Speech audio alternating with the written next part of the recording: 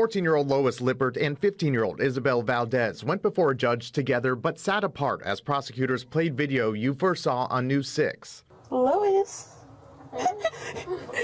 The patrol camera showing the teens laughing and joking after they were arrested in January. Were you trying to look good for your mugshot?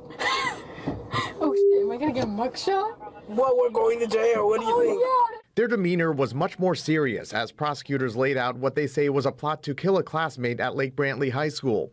According to detectives, Valdez brought a knife, planned to wait in a bathroom to stab the student, and then leave flowers and smoke a cigarette after the killing. The plan was foiled by an anonymous tip. He f***ing snitched. God, I knew I shouldn't have told him. Because he was like, oh, can you please tell me I can't sleep tonight?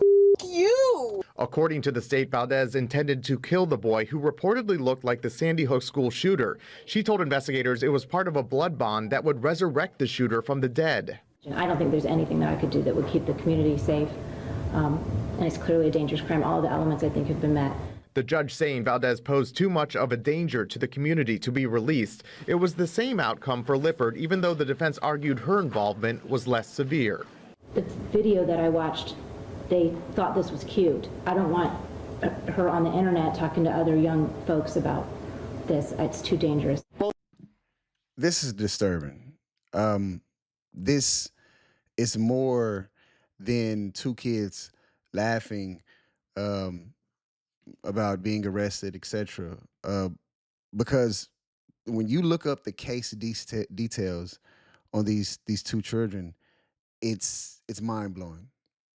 You're talking about, two kids that were alleged basically obsessed with the Sandy Hook massacre, obsessed with the person that did that.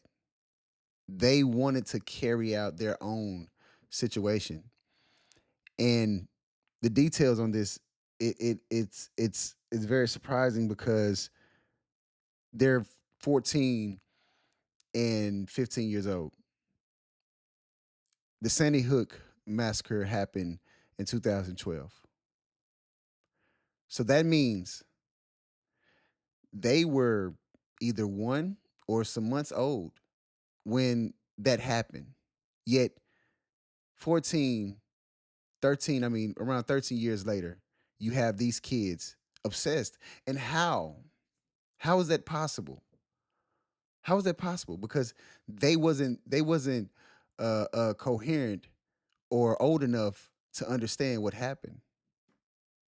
What that tells me is the internet. These kids were influenced by things that they seen on the internet. Now, I'm not going to go into the specifics of the cases between these two kids. I want to talk about the fact that as parents, we need to make sure our kids are not on the internet looking at things that they're not supposed to. What they do on the internet, on their mobile phones, on their tablets, on their computer needs to be monitored. Because how is this possible?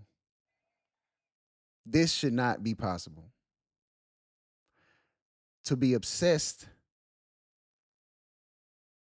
and indoctrinated by something that happened when they wasn't old enough to understand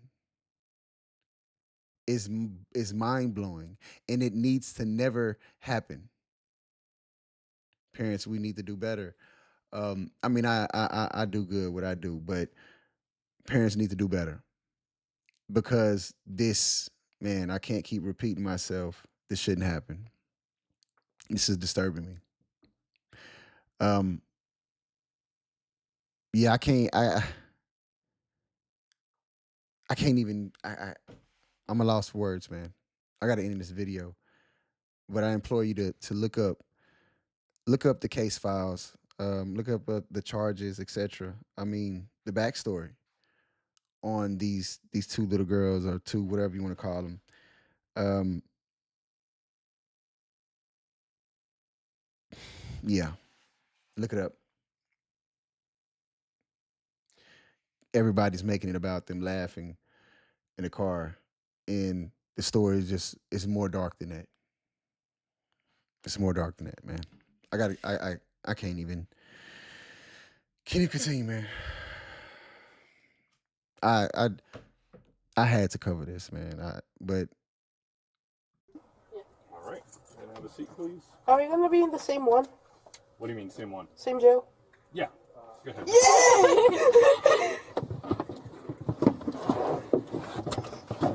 Alrighty. Wait, they went through his phone? No, they're going to go through his phone. He's gonna be. Oh my god. Hey, what are you doing here? No, he's not.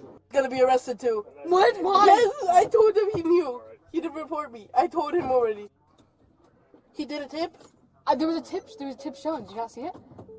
No? Someone tipped.